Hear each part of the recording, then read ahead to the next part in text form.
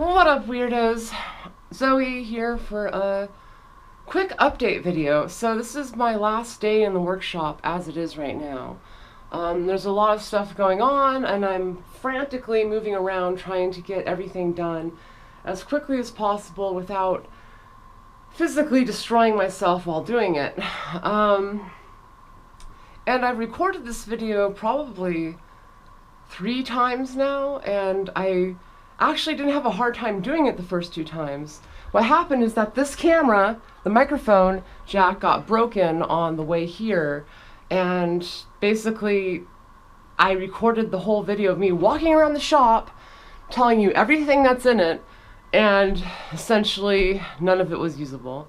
So I'm using my trusty boomstick with the GoPro Hero 4, and I'm hoping to capture the last few moments and kind of the essence of my workshop, because I haven't really done a walk around of the shop in a while. Words. So without further ado, let's get into it. Starting out with the We Can Do It poster. I've had that for a while. It's kind of been my attitude. Interestingly enough, Rosie the Riveter only riveted for like a couple weeks. They used her. Said nice. I have a reader/programmer as well. They are a great addition to any vehicle. So actually, this is my Discord monitor and editing bay. I'm just gonna move on over, and that was Chapel Hill, one of my great patrons and new friends that's really been helpful on this crazy journey. And that's kind of really cool. I have a robot that reads out the chat in my Discord. So I try to keep up with what people are saying in the Outer Limits Discord. And this is the editing bay. These are all used monitors. This is a hand-built computer. It's actually like 5 years old now. It's kind of aging.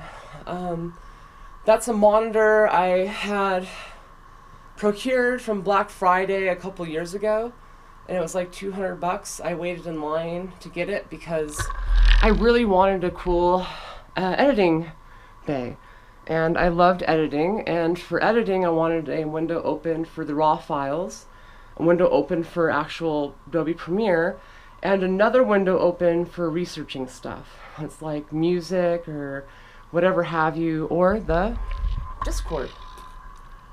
Camera's like, I don't know what way you want me to turn, Zoe.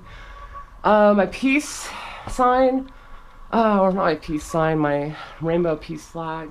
I'm going to try to work that into the back of my editing bay in the motorhome.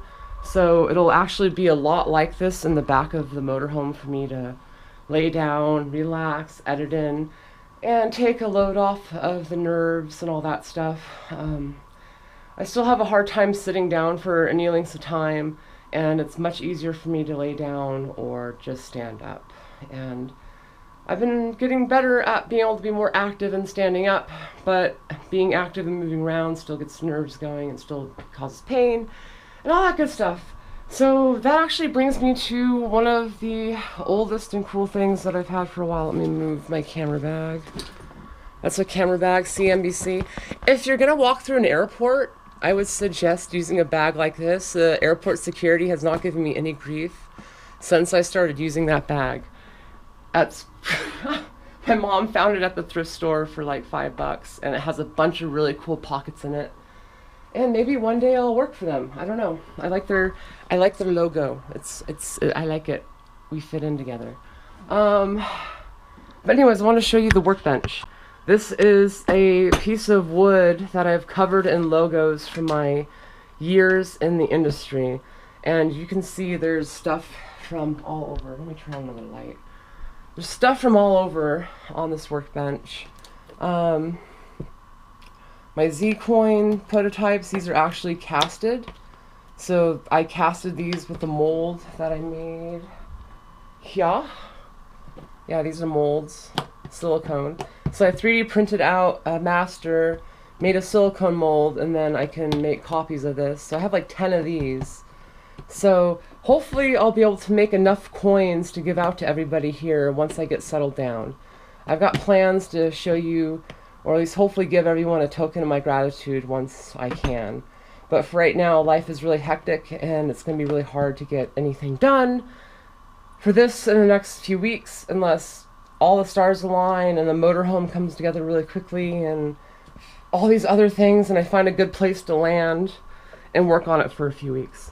Seriously, if anybody has an idea of where I can work on the motorhome, locally, hopefully to California, I don't want to take it too far, because in case I need to pick up mail from this area or travel back here for medical stuff, I want to try to stay local to this area just for at least a month until I can figure out a better travel route, and then figure out potential pain specialists along that travel route that I can potentially go and consult with, and maybe figure out a better way of dealing with my medical stuff while trying to find a new place to live. And yeah, there's a lot of stuff I need to do. My blackboard, this was actually given to me, or slash I found it on the side of the street. I'm going to try to keep this with me because it's kind of iconic and a piece of my history. The same thing with this. So the board, again, coming back, sorry I'm scattered, I've got a lot going on and there's a lot in my workshop. This has been covered with stickers, and it's since been used as my streaming workbench, and it's kind of on solid ground. But what a lot of people don't know is that what I had this set up with is I had it on a swivel and an arm. So this piece of wood here, I had a swivel, or a Lazy Susan built onto it, and an arm with another Lazy Susan, and it allowed me to swivel the bench out over my bed. So when I was absolutely bed-stricken and I could not work on anything or could not stand up for any length of time because my leg was all screwed up, and it's still screwed up, my left leg has a bunch of nerve damage from other things. But yeah, so I built the workbench to basically work on my first hexacopter, which is now in the AMA Museum. So this workbench is going to have to go with me, and I'm going to have to find a spot for it slash make a spot for it and recreate my streaming workbench. And then my main workbench, as I've had for a while, this one I'm just going to have to part do with. I might try to figure out a mobile workbench that I can set up outside the RV and do some videos outside maybe, but for now, yeah, I don't know what I'm going to do with it. The back drop for this was all done and essentially for like $10. This corkboard was from reuse at the lumberman's. Basically, it was like a scrap. The same thing with the lumber I used on this to give it more height off of this thing I got off of Craigslist for like 20 bucks. So like I built the workbench for very cheap. The same thing with my other workbench. Like that whole workbench that swivels out over my bed cost me 40 bucks. And then I had a counterweight on the arm so I could put load on the workbench and it wouldn't like dip out. So a lot of companies would sell those kind of benches that would slide out, but they cost anywhere from like $2,000 and up. And I couldn't afford that. So I literally built my own workbench that I could use in bed when I could not do anything else. And yeah, so just for the motivation out there, if you have a hard time working on your machines or doing anything like that, and if you need help, there's ways to get it done. There's ways to figure out ways to work on your machines and to make it a thing that you can do.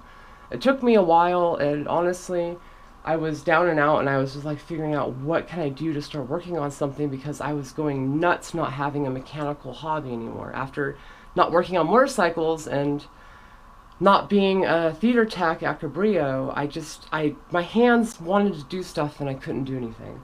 So this hobby gave me something to do. Anyways, moving on to history, because everything in here has history. This is the master air screw. At the time was a 12 by 8 by 3. This got me up to like 140 miles an hour on an X-Class machine. And it's actually one of the propellers that's left over that burnt down UAV Berkeley's UAV testing center. They actually have an unmanned aerial vehicle and unmanned ground vehicle testing center at Berkeley here in California. And the whole event was backed by multiple insurance. They had the college had insurance on the field.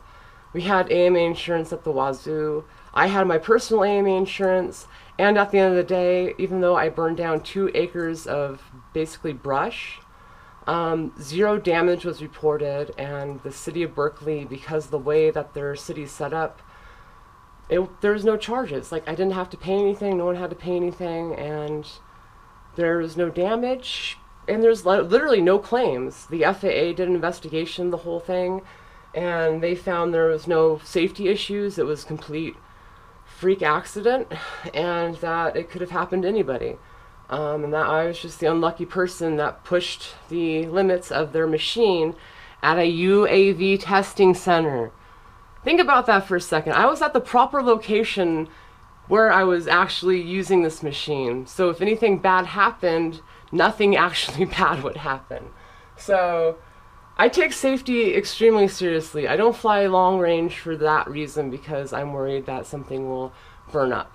And if I do start flying long range, I want to make sure that there's, minimal fire risk, because I don't want to be that person. I seriously, guys, I take safety seriously, even though I try to find ways with micros to push the limits of where I can fly drones, or with X-Class on how fast and big they can fly, or 3D with how complicated and crazy I can push it. I really do take safety seriously. I have had no major accidents. I've had no major incidents. I've never lost a quad in my years of flying. So if that tells you anything, just know that on this adventure, I'm going to take safety pretty damn seriously. And still try to have fun while doing it. There's a lot of places I'm going to stop and fly, but I want to do it safely. The Workbench, I have the Vaughn drone. I love FPV from their podcast, a raggy thing. A glass prop from the FPV Jamboree. That little 3-inch there is from Chris Wilson. I got that at the FPV Jamboree when I won the, what was it called? The FPV Death Race. And this was from the FPV Jamboree. Their poster's amazing. And I won this awesome trophy. It actually lights up, and there's the eye patch with the goggle. Let's see if I can actually put that back in here.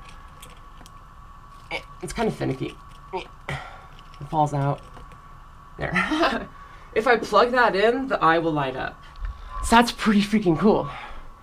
And then the FPV, oh yeah, that's right, before I forget, the Rotorite Medallion Award. That's pretty cool. And then the FPV Jamboree, there's also a giant beanbag thing, pillow, but I don't have enough to fluff it up yet. I'm gonna try to take that on my journey, because I need more pillows in the RV, and that'd be fun. My Vortex Mojo, I got that when I texted out on Facebook that I really want a 3D RTF. And, well, I couldn't get the Mojo to do 3D out of the box. I replaced the ESCs with SpeedX 30s on BL Heli 32. And I've got High Train 2207 motors on it. And it's actually pretty good. I like it for 3D now. I put Betaflight 3.51 Performance Edition on it. And it seems to fly really good. And then at Rampage, I stuck fireworks on it and burned up the machine. So, check. There should be footage of that coming out soon. I don't know when I'll have time to edit it, but I'm working on something for that. And then my Oculus Rift. So I'm a big VR nerd, and I got this when the Oculus Touch controllers came out for the first time. And originally I had the Oculus DK1, and I sold that for my first pair of FPV goggles. And those goggles are now at the museum or the AMA museum. So I love VR, I love virtual reality, I love FPV. I love the ability to escape into another world, and I love the ability to escape into the world around you. So, wow, this is going to be a long video. My trophy wall, so these are some of the events I've been to. The first DR1 event, X-Class, won some of that stuff, just the Day of Drones. This was this thing at the, I forget where, DreamHack, where we did drone stuff.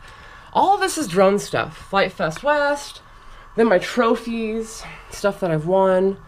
Got this recently at the West Coast Throwdown. I've gotten about 5 trophies so far, 6 trophies this year, and I really have not been pushing / trying. I've probably held more events than I've actually competed in, and that's, yeah, so I'm competing and still holding events. I think that's a good combination because it gives me an idea as a pilot what to look for an event, and as an event organizer what to look for in the pilots. And I honestly think that to have a successful event, you have to have pilots that are dedicated, know what the heck is going on, and want to push an event forward. And I really want to hold more great freestyle events in the future. And I might be able to hold freestyle events out of the RV and use this big screen TV as a monitor outside the RV for people to be entertained. Add a sound system, and bam, we have a pretty damn good freestyle event. Anyways, moving on. What else? My hats. Yeah, I can't forget the hats. Each of these hats was given to me. Hats. That mask given to me actually. I'm a big Mr. Robot fan, and I completed like a MetaQuest thing, and they sent me a mask and a hoodie. So I am really big into Mr. Robot. So I've got a literal Mr. Robot hoodie and mask that was sent to me by the show. How cool is that? More hats, my motorcycle helmets. I'll probably have to get rid of the motorcycle helmets. I'm keeping my hats. My books. So these are books that I've actually bought. Make Getting Started with Drones by Terry and Belinda Kilby. Great people, great book. It's a little outdated now, but a lot of the basics are still covered in that. The Hollow Earth by Rudy Rucker. Neuromancer by William Gibson. I highly recommend that book if you have not read it yet. The Android's Dream, John Scalzi. I highly recommend that book too if you've not read it yet. I recommend all these books, they're really good. Albert Einstein, Ideas and Opinions, and George Orwell's 1984. Those are original copies too, so I believe. At least they're pretty old copies. I love those books. You can see that they have been through some use. I don't read traditional books very often, but when I do, it's going to be something like that. The other book that's not up there and that I've given away is Snow Crash. If you've not read Snow Crash by Neil Stephenson, then you're missing out. That's basically where our world is going right now. Almost to a T, down to the VR, the FPV, the robotic weird shit that's happening, everything about the world happening now is pretty much in Diamond Age and Snow Crash by Neil Stephenson. So just like books. Oh yeah, my Ninja coffee maker, I'm giving this to a friend. I love coffee, but I have nowhere to put it. And then those trophies I'm also giving to a friend, and then those ones as well. One of my really dear friends, Justin, Proximity FPV, he is a local in the Bay Area, or into Santa Cruz, and he's been here for a long time. He's grown up here. He is a local through and through, and he loves FPV, and he loves getting people flying. So if you want to help support the Santa Cruz community, or if you're local to Santa Cruz, check out Proximity FPV, link in the description, and Justin would be happy to hear from you because he wants to fly with locals. He wants to get the community going. He wants to be able to do things I never had the resources or time to do, and might not have the time to do now that I am going to be probably full-time RV living until I can find another place to live and settle down at. Yeah, so then my drone graveyard. A bunch of stuff up here. That's a drone that was shot out of the sky by my friend Reiner. A combat hero drone that was given to me by Mark from Aero Sports League. The Atomic Aviation Mercury that was built and given to me. It does 3D too by Brett from Atomic Aviation. I might do a video where I fly that again just for old times because I might have to put it in storage and I don't want to forget about it. So I want to try to do like a memorial video almost on that thing. And I don't want to give it away. It means a lot to me. And then I have my pod racer from Drone Trippin' Season 1. If you've not seen Drone Trippin' on Aeroviews, go check it out. It's actually a lot of fun. And weirdly enough, my life is turning into Drone Trippin' Season 3 but I don't think I can call it drone tripping. Hashtag Airviews, if you're watching Airviews, I still love you. Come back, baby. We can still do beautiful things together. Please. Like, seriously, guys, like, I know a couple people have contacted Airviews about dropping me as a pilot, but they dropped a lot of people, and it wasn't personal, and I didn't take it personal. And quite honestly, I love a lot of the people that work at Airviews, from Jenny, Kendall, Colin, Mike. Like, they've touched my life in ways that other people haven't, and that's with working with them to create content and do things that I love. So thank you guys. Even if we don't get a chance to work together in the future, I love your faces, and thank you for the chances to do cool stuff like Drone Trip in Season 1 and 2. It means a lot to me. The TBS Caparina, I love this thing. My friends made it for me locally back when I was burnt out on racing in the drone industry a while ago. That was like 2 years ago. They're like, Zoe, don't give up on drones and FPV. And I'm like, I don't want to. So they built that for me so I could float around for 40 minutes at a time and not worry about stuff. So if I keep any of my wings, I'm going to keep my Cappy because I love that thing, and I don't know, I like the idea of Trappy, and I like what Trappy's done with it. And I love the TBS Caparina. It's one of the best machines I've flown as wings. I've only flown like 5 wings, so I know there's probably better wings out there as far as performance, but for me, I was able to float long range on 1.3 and float for 40 minutes at a time. And going from 3 minutes of flying angrily to 40 minutes of chilling in the skies is a completely different experience. So even though I'm not the biggest wing pilot, I totally get flying FPV and wings. It's so much fun, and I want to do more of it. And I'm hoping I'll get a chance to. So wing guys, seriously, wing pilots, 3D heli pilots, I want to go hang out. I want to get more into 3D helis. I want to learn from the masters. I want to hear the history of FPV and our hobby in general. I want to learn where 3D came from. I want to learn where wings had taken and pushed FPV, because like before we had drones and these quadcopters flying around, wings were doing FPV long ago. And there's even videos of 3D helis doing like building dives, FPV, 10 plus years ago. So like, I haven't done anything that hasn't already been done. I'm just doing it in a new way with the GoPro carrying drone that makes it look a little bit better. So I want to learn from those people. I want to know where our hobby came from and where we can take it. I know it sounds a bit altruistic, and I know I have a lot going on in my life right now, but if I have a dream, it's to be able to travel around a little bit, to learn from the people that I know and love, and to find a new place to live eventually, because I have the opportunity to travel a little bit and to potentially find a much cheaper place where I can settle down and create a drone house and potentially keep the RV or sell it to put a down payment on a house maybe, or on a property to build a drone house. I don't know. Basically, I want to be able to figure out a good place to settle down and create like a West Coast drone house. There's a lot of stuff happening on the East Coast. Like, you have most of the Rotorite crew. You have Ohio with their Clearwater project. You have some stuff in Southern California.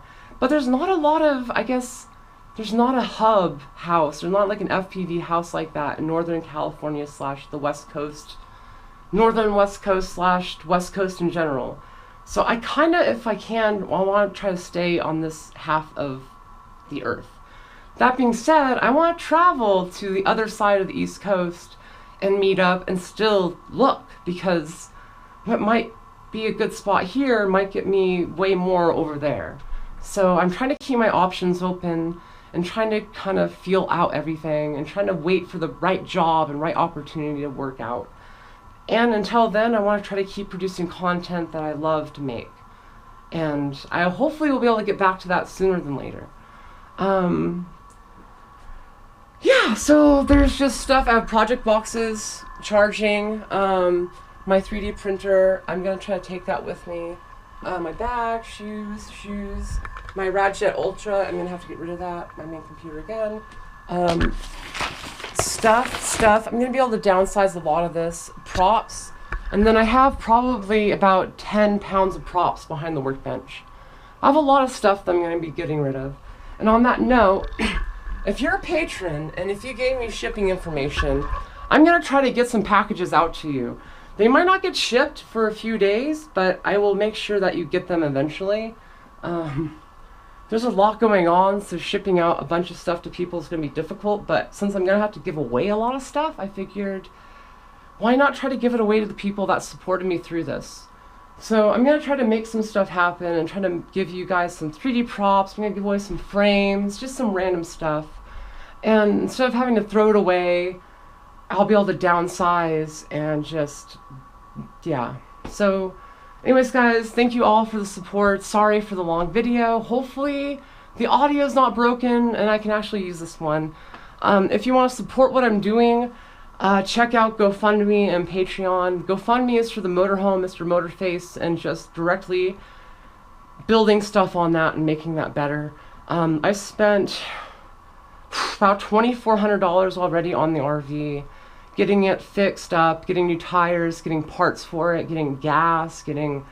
Gas is expensive, yo. I get like 9 miles to the gallon, 7 miles if I'm going really fast.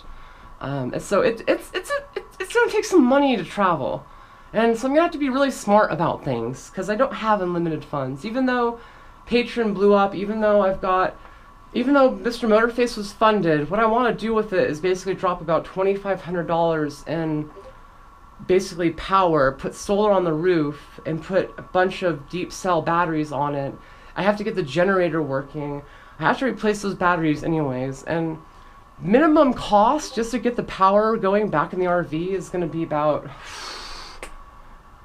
$1,200 just to get basic power going, and about $1,200 more to get it to a decent level where I can have solar potentially recharging the batteries.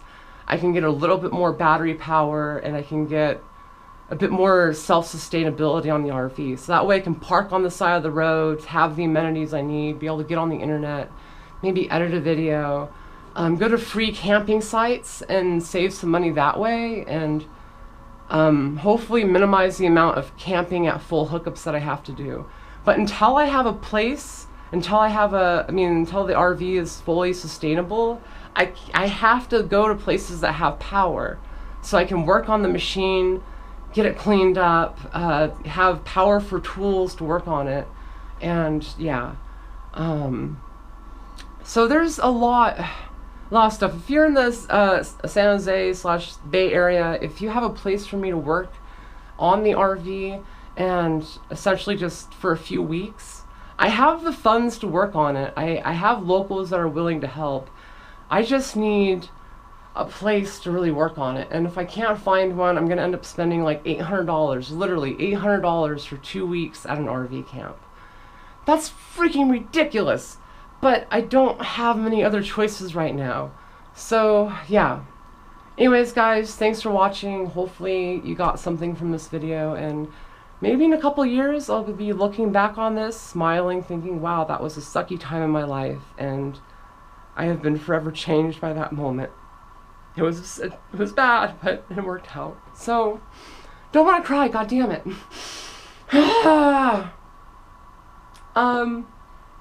Yeah. Bye. Until next time, I guess. I've been Zoe FPV. You've been awesome, and I love your weird faces.